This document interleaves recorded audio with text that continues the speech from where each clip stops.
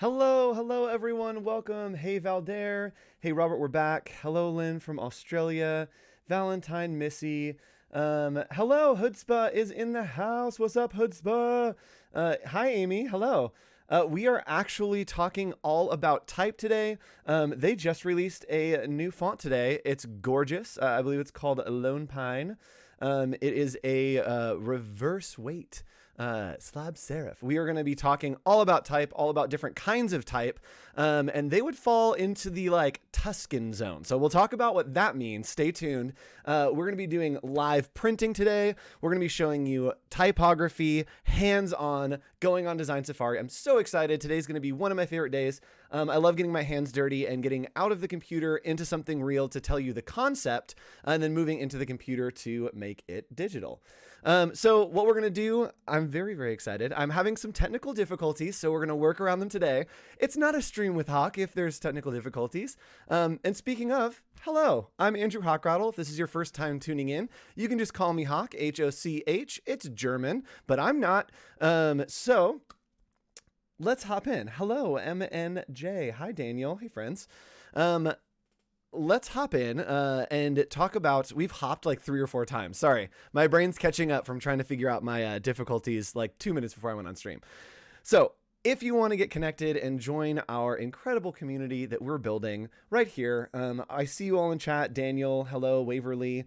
You are all great in chat, but chat doesn't continue on after the stream, but it does right here at bit.ly/AI Discord. This is a place to get connected, to hop in, to make some new friends, and hang out. I changed my audio a little bit from yesterday, so if I'm too loud, please let me know in chat. I'll bring it down a little bit. So this is a place to get connected, bit.ly/AI Discord. Let's hop on over there and see what people are doing. Oh, I looked the wrong way. There we go. Right that way. Perfect. So people are posting some of their work. This is work from our last few challenges. So we have some type on a path there. We have some gradients happening. Those are all from the past challenges. Abudala is working on balancing type. We talked about that yesterday. We talked about layout. We talked about positive and negative space. Today we're talking about type. So you might want to go back and look at the project that we did yesterday of balancing your type. Remember, we did the booby trap going into the hidden cave. If you missed it, don't know what I'm talking about, go back and watch it. Today, we're going to be talking about how to do type hierarchy. We're going to talk about headlines, subheads, and look through Adobe Fonts a little bit. But I'm going to tell you a little bit about type first. Now, we have a ton to cover today. I'm going to kind of just beast through and get through as much as we can. I have some stories to tell you that are really fun. We have some hands-on stuff. So go ahead and head on over to Behance. This is the wrong page. We're getting here, but not yet. Go on over to Behance, behance.net/illustrator. Sorry, behance.net/challenge/illustrator. Andrew's going to pull it together today, I promise. Behance.net/challenge/illustrator. You can download these source files. You can watch all of the past challenges and get the source file for today. You do need the source file for today. We have a memo from corporate of our Design Safari, and they have given us some information that we need to lay out on a pamphlet for them using our type hierarchy. So let's hop in. Are you guys ready to go on our Design Safari? We're continuing. We are back on the trail. Yesterday we had a little diversion. We're back on the trail today, and let's hop into our Design Safari.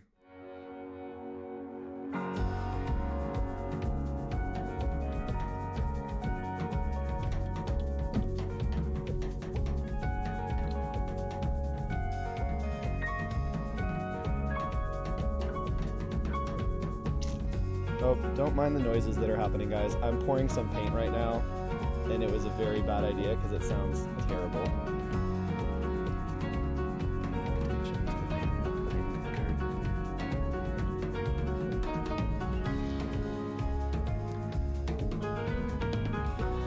We'll miss the transition. Hello, there we go. Hi, sorry guys, I was doing some stuff during our Design Safari. I didn't get my jacket on, and I also was making a lot of noise. So production value here. That's what we're really going for. I'm gonna go ahead and just take you straight over to my favorite place. And if you've seen my streams before, can Camera 2. You know that it's my favorite. So today on Camera 2, we are going to be getting a lot of awesome nails and a lot of hands-on experience. We are going to be working with type today. Now, type is one of the most powerful tools that we have as designers. Type goes all the way back to ancient Egypt, really the beginning of time. We've had things like type. So type is basically any piece that represents something, or it says a sound, it's a symbol. So what are we going to do without these streams? I might be streaming from Australia, so I'll keep you posted on that. So type is individual pieces. So Egyptians had hieroglyphics. We have a Latin alphabet. Other languages have symbols, characters that all mean something. Now, type, when we put them individually, they don't really mean much. They're just kind of symbols that make a sound. We understand that it makes a sound or a x sound, but they don't mean anything alone by themselves. But once we start to put them together, as you can see here, they start to piece together. This actually doesn't make a noise. It's mine. And so when we put these letters together, they communicate, and we understand within a cultural context what that means and what that says. So not only do the letters come together into words, the way that those letters look and the form of those letters serve as an index to give us information, right? If you've ever seen The Matrix, there's a scene in The Matrix where they go into the Matrix and they project themselves into what they think they look like. So they're wearing the clothes that they think that they would wear. They look like how they think they would look. So that's what happens when you read something in your brain. You may not realize it, but the way the letters look create a voice. They create either it's strong or it's soft or it's a whisper or it's in motion or it's someone yelling. Each of these elements and each of the indexes of how the letters look help to inform that. So we're going to be looking at that today. What we have here, we have some printing materials. So each one of these is called let's put it not near my head. There we go. Is called a type sort. So if you've ever heard someone say, oh man, I'm all out of sorts, that comes from when they used to lay out newspapers with these little guys. Each of these has, that's punctuation. That's not going to help us. Each of these guys has a letter on it. If you can see right there, we're not going to focus. So it has a letter on the end there, and this is called a sort. They would lay it out one letter at a time doing the newspaper, and it would be a huge problem if they were laying out a story that didn't have any E's, and they needed more E's, and it would be stressful, and they would say, I'm all out of sorts. So that's where that saying comes from. Also the saying of uppercase and lowercase, they would have each of these little type sorts. The capitals would be up top, and the lowercase that we know would be in the lowercase. So uppercase, lowercase, those are little fun facts. So I'm going to go ahead and print some of these here. And this is the way that we used to create type. We would ink something like this. And actually, let's just do this big boy here. And we're doing this to kind of show the importance of type, right? A little bit of history. So this type here says mine. We know that because it comes together, but this isn't suggesting that something's mine. This is saying that something's mine. This is something called a slab serif. Now we have all kinds of different type here. We have a slab serif here. This would be a sans serif. I believe this is actually Futura cut. And then these little guys here are actually serifs. And sans serifs have no little pointies on the end. Slab serifs have rectangular ones, and serifs have little pointies. We also get into Tuscan letters and other types of letters that get very complicated, but we'll look at that once we get into Adobe Fonts and start looking at the fonts today. So I'm showing this because we often get spoiled by having a digital means, right? And so they used to have to cut these out of blocks. And if you can see actually on my hand, right there, that is from cutting letters. I slipped and cut my finger off. So yeah, it was a painstaking process. We didn't always have Adobe Fonts, which hopefully helps us appreciate it a little more today. So they would carve this in relief. They would smack it down, press it onto the paper. And what would happen is it would leave that impression on the paper, right? I didn't get a good press on there. If we try to really get it in there, you can see, sure, that it starts to print and press that. We'll do one more while I tell you a story. So talking about serifs and sans serifs, serifs are typically used for things that are fancy to communicate some kind of higher elegance. And serifs have little pointies that help you read. There we go. there's a good one. So that's a good idea for maybe a headline, something that has some weight, something that has some push. And so this is really fun. You can get this stuff on Amazon to cut if you want to maybe convert some digital fonts back into something analog and get a little bit of flip on using Adobe Fonts. So let's hop in and let's talk about our challenge today. I'm very excited. So let's hop into Adobe Illustrator. If you don't have, the source file, again, you can get that at behance.net/challenge/illustrator. And here is our source file for the day. So let's go ahead and read our prompt. Today, we were trying to create a cover letter with personalized typefaces. Use Adobe Fonts to browse, match, and select fonts. As always, I always have a little affirmation today. Now, this is my type of challenge. Here for the puns, always puns. You can follow me on Behance or Instagram at justhawk.co and show me your type. Show me what kind of type you are.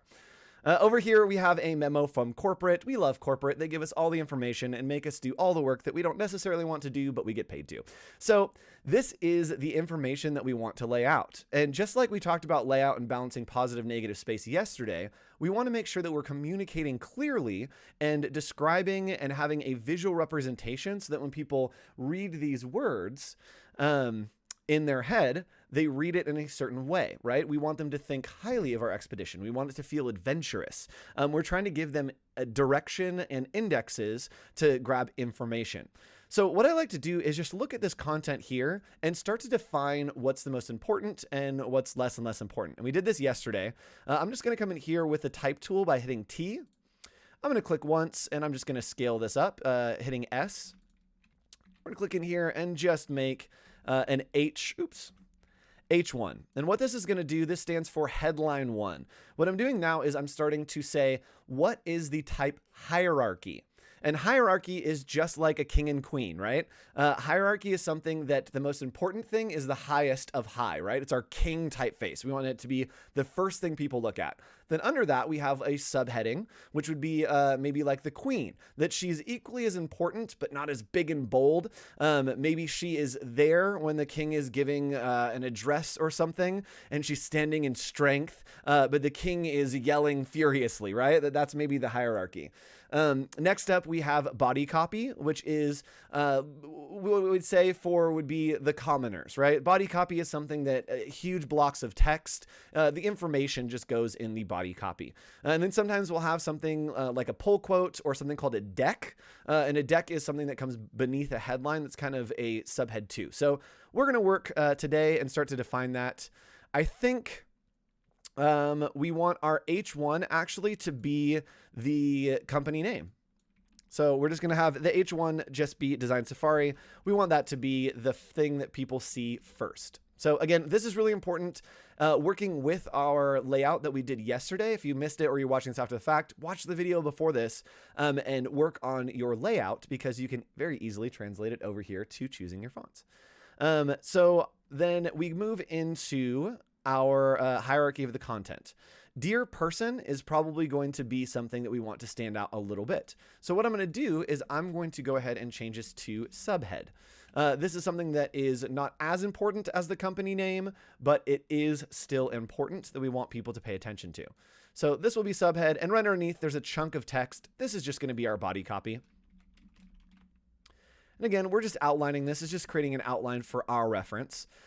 We hope to see you on the trail as a nice little call out.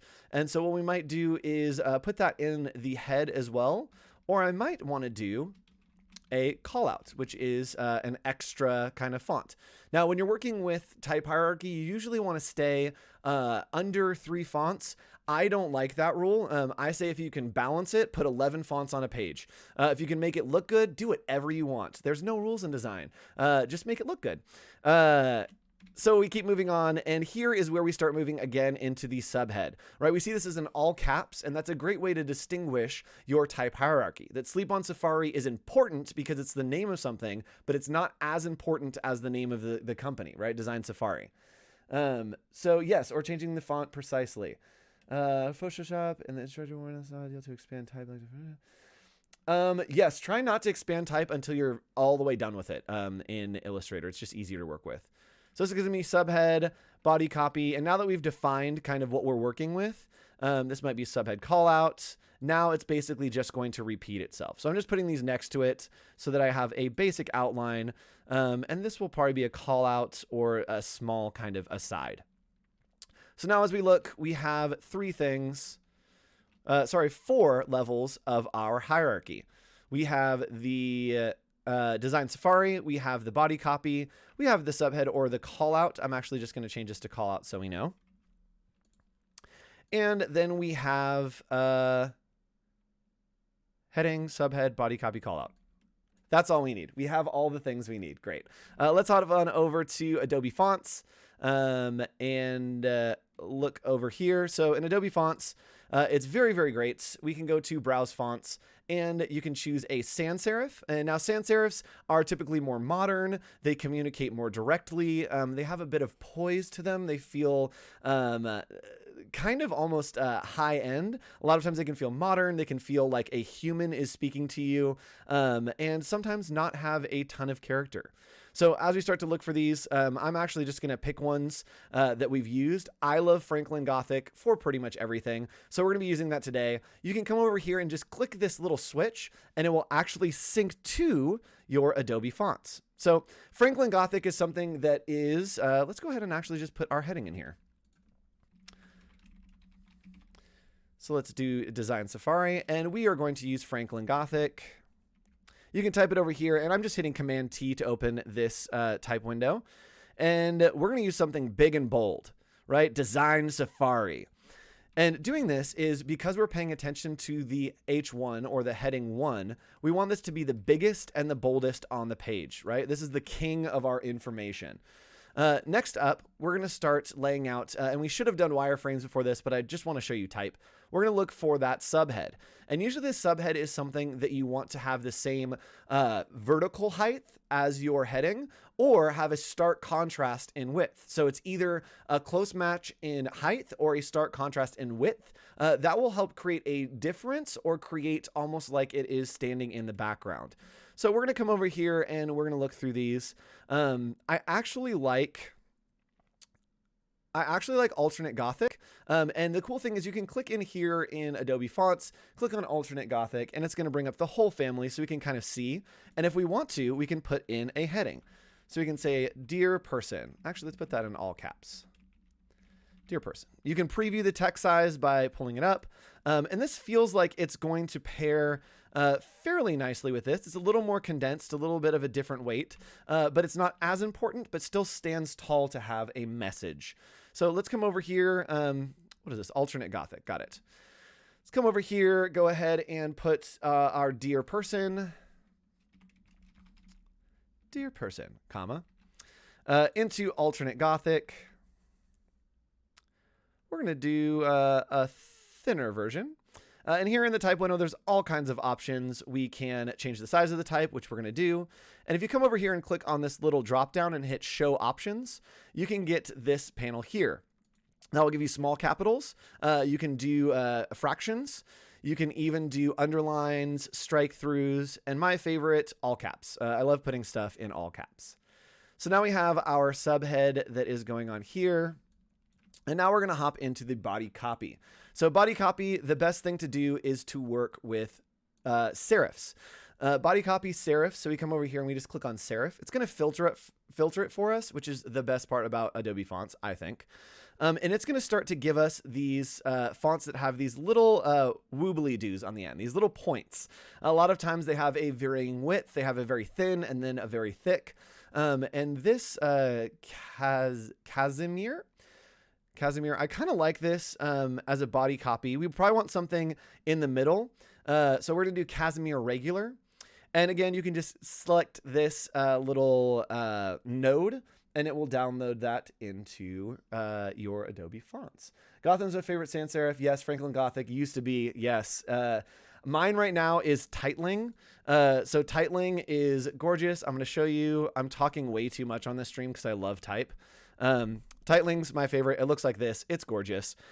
So let's go back in here. We're going to copy our body copy, Command C and Command, oops. We're going to grab the type tool, just drag out a box. And this is basically a bounding box saying, hey, put this type in this zone. We're going to select it and then come over here again and type in Casimir. We want this to be probably just the regular. And we're going to bring this down a little bit. There we go. So as we pull this up here, you can start to see that the more information, it gets a little bit harder to read. So having these serifs, which are these little pointy things, help your eye to track along, help you to stay at the top of the letter, and you basically just follow that line with all of the copy. So now we have our type hierarchy, and what I like to do sometimes, if I don't want to lay out all the type, I'll come in here and I'll just start messing and define these. I know that this is going to be all caps, and I'll start putting the fonts in together so I can see what the hierarchy is going to look like.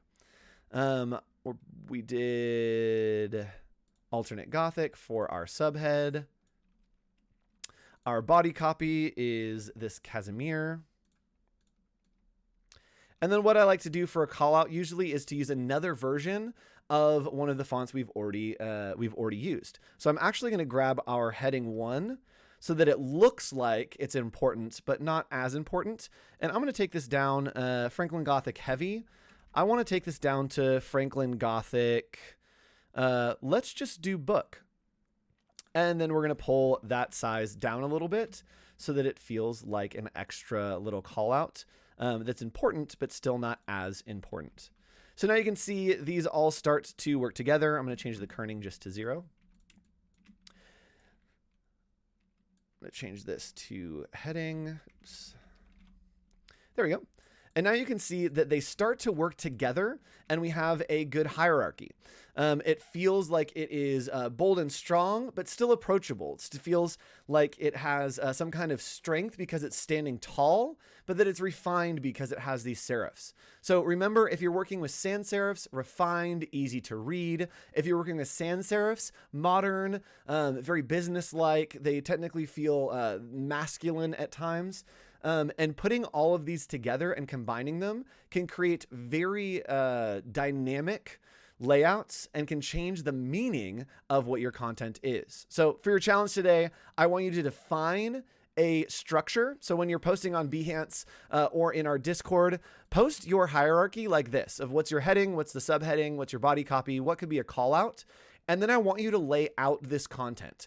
You don't have to add a whole bunch of extras. Lay out this content and then maybe note and say, hey, I was going for a corporate feel. I was going for a young modern feel. I was going for a feel that was overwhelming. Try to say what emotion that you were trying to convey.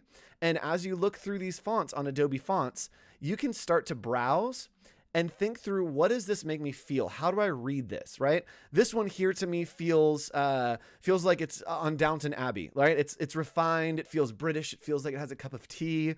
It feels like something. And you want to convey that feeling to other people with your content. This feels like it's modern. It feels like I'm going on like some kind of digital safari, and we probably don't want that. So scroll through fonts, try to find one that feels like the emotion you're trying to convey, and then just go ahead and define your hierarchy, lay out your piece, and let me know on Behance or in Discord. You can drop it right here into our Discord. And in that Discord, oops, wrong window. Where'd I go? There we go. In our Discord, you can post your work. You can get feedback. I will be heading over there in 1 minute. It's going to be very fun. So come on over there. I know I talked super fast today. I had a ton to cover, so I'll try to post a recap in Discord right after this. I know we didn't get to everything and I talked very, very fast today. So I apologize for that, but join us tomorrow for our very last day, 2 p.m. PST. What I'm going to be showing you is one of my favorite things, and it's a productivity tool. We're going to be taking a lot of the elements that we have done in the challenges over the last 2 weeks. And even maybe if you have logos, you can use those. I'm going to show you how to create multiple artboards and export them all in different formats, different files, different uses, different sizes, all at the same time. We're going to look at multiple artboards and how to export and prep your files for your clients, right? It's a little bit out of the norm of what we talk about in design, but it's technical, and I want to show you how to be more efficient. So thank you so much for tuning in today. It was a very fun time. Come on over right now. Hang out in this Discord, and I will be there to give some recap and answer any questions you have. Thanks so much. I'll see you guys tomorrow, 2 p.m. Pacific Standard Time. Bye.